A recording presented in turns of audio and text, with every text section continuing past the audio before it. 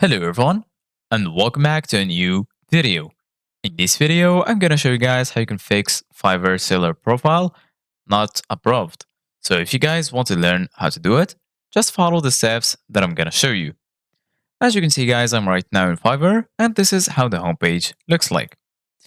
So basically guys, in order to fix this problem, you need to know why Fiverr did not approve your seller profile. So right now, I'm going to take you guys to this page where, as you can see guys, I found a guide that explains perfectly why Fiverr did not approve your seller profile. There are a few reasons why Fiverr might not approve your seller profile. Here are some of the most common reasons.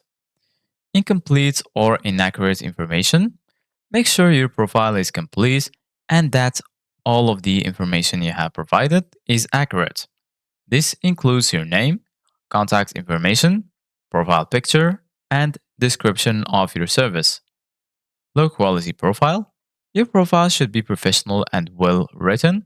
This means using proper grammar and spelling and avoiding any unprofessional language or content. Lack of experience. If you are new to Fiverr, you may not have enough experience to be approved as a seller. Fiverr is looking for sellers who have a proven track record of providing high quality services. Violations of Fiverr's terms of service. Make sure you have read and understood Fiverr's terms of service. If you have violated any of the terms, your profile may not be approved.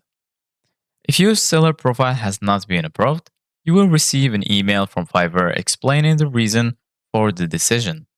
You can then take steps to correct the issue and resubmit your profile for approval. Here are some tips for increasing your chance of having your seller profile approved. Take the time to complete your profile, use high quality images, start with a few gigs, and lastly, be patient. So this is it guys for today's video. Thank you guys for watching. See you guys in the next video.